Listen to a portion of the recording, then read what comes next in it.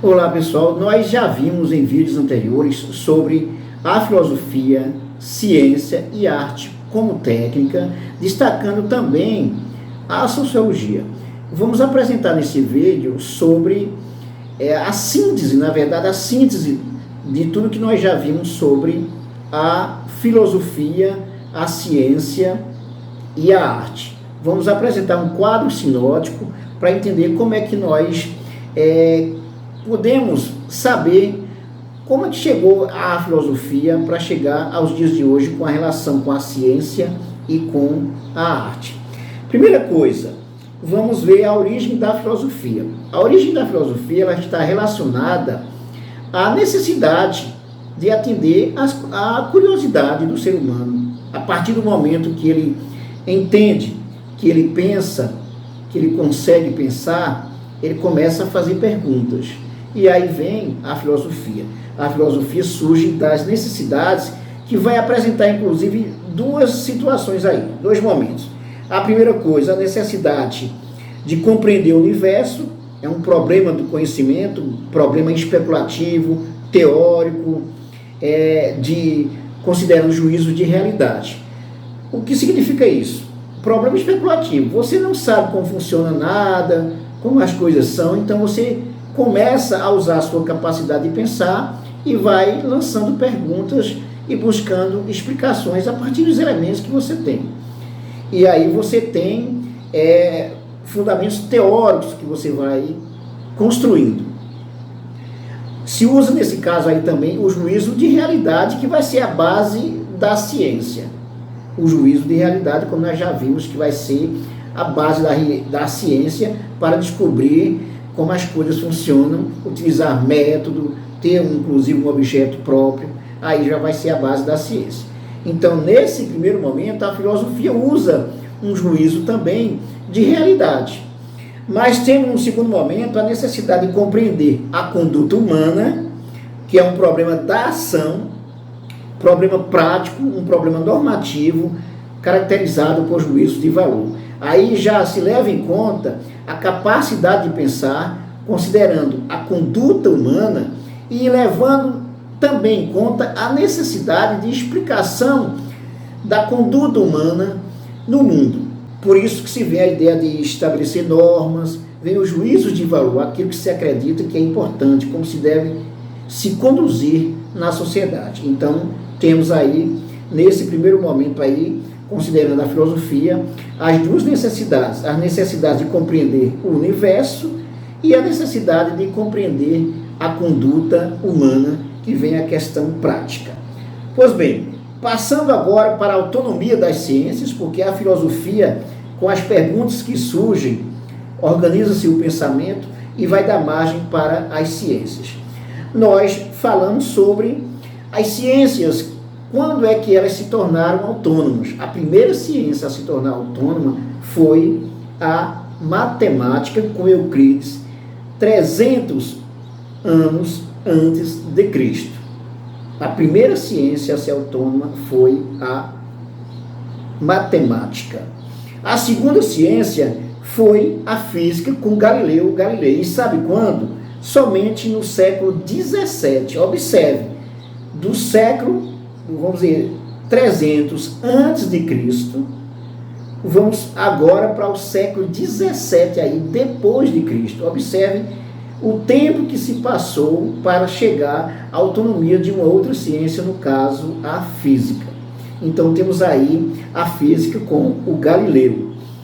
E a terceira ciência que vai ser autônoma, ela vai também surgir já num período próximo a esse período aí da física, que foi a química no século XVIII, com um pesquisador chamado Lavoisier.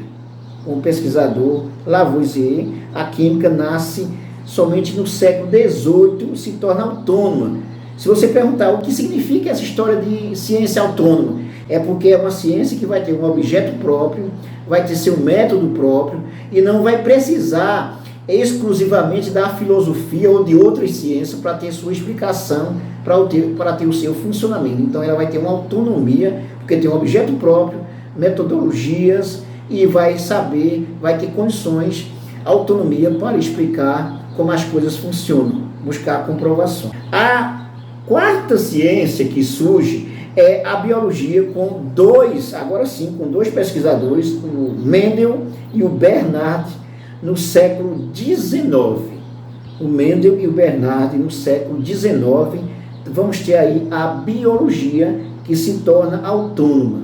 E aí a quinta ciência que se torna autônoma vai ser a psicologia com Wundt, Fichte, no século XIX. Observe que o século XIX vai ser o século do desenvolvimento industrial, já tinha acontecido a Revolução Industrial, então a ciência aí estava cada vez mais se desenvolvendo.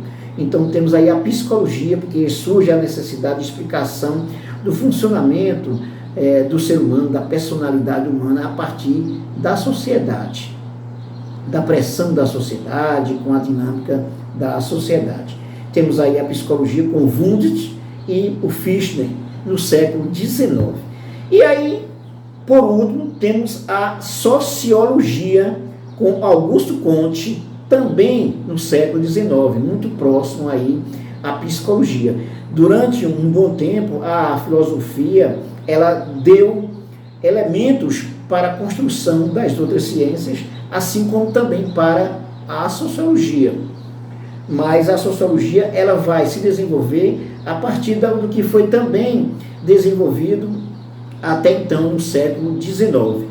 Ela vai tomar emprestado também, vai se basear também no que a biologia trabalhou, no que a psicologia desenvolveu, mas ela vai conseguir a sua autonomia também, tendo o seu objeto próprio, que é a coletividade, as suas interações sociais, e vai ter os seus métodos também para investigação da sociedade, buscando explicação das causas dos fenômenos sociais. Portanto, temos aí a sociologia no século XIX. E aí temos depois, nesse quadro sinótico, as características da filosofia e da ciência. Quais são as características da filosofia e da ciência? O que é que diferencia? Muito claro. Primeira coisa, a filosofia ela tem três características aí. Ela é pessoal, ela é subjetiva e ela é apreciativa. Pessoal porque ela se baseia geralmente naquele filósofo que vai construir a sua análise sobre determinadas coisas. Temos também a ideia da subjetividade, porque vai ser a partir da pessoalidade também do eu. Então essa subjetividade ela vai estar presente na filosofia, de modo que a filosofia geralmente ela está associada a algum filósofo na sua construção, na sua estrutura de pensamento para explicação de um determinado fenômeno. E ela também é apreciativa, que ela está para apreciar, buscar explicar as coisas, não vai ter aquela preocupação com a comprovação no sentido do uso empírico do experimento, não vai ter isso. Somente na ciência é que você vai encontrar isso. Portanto, temos agora a ciência, a característica da ciência vai ser, primeira coisa, um objeto próprio de estudo. O que é que a ciência vai estudar? Por exemplo, nós temos aí a autonomia da ciência da matemática, que vai trabalhar com os números, com cálculos. Nós temos a física, nós temos a química, temos a biologia, por exemplo, que trabalha com as células, temos a psicologia, que vai trabalhar com a questão da personalidade humana a partir do que a sociedade construiu, e temos a sociologia, que vai ter a sua autonomia a partir do momento que ela se desprende de uma explicação estritamente, por exemplo, biológica, física ou psicológica para explicar alguma coisa. Ela vai ter também a sua autonomia, muito embora seja bastante questionada, uma vez que há uma complexidade muito grande para trabalhar o seu objeto. Em relação à característica da ciência, nós temos o objeto próprio, ela é impessoal, ao contrário da filosofia, que é pessoal, ela é objetiva, em vez de ser subjetiva, e ela faz uso de um método experimental, coisa que a filosofia não faz, e por último, ela é puramente descritiva, então ela vai buscar normas, valores, explicação de conduta, nada disso. ela vai ser puramente descritiva. Então, essa é a característica da ciência. E qual a relação entre filosofia, ciência e arte com técnica? Primeira coisa, a filosofia trabalha com juízo de valor, ela julga, a ciência trabalha com juízo de realidade, ela descreve, ela é objetiva e dá meios para a ação, que vai ajudar, inclusive, na arte com técnica. A arte com técnica aplica os meios fornecidos pela ciência e pela filosofia. Então é isso aí. Se você gostou do nosso vídeo, não esqueça de dar um like e de também se inscrever, se você ainda não se inscreveu, de comentar e de indicar os nossos vídeos e o nosso canal para os seus amigos e para as suas amigas. É isso aí. Até mais.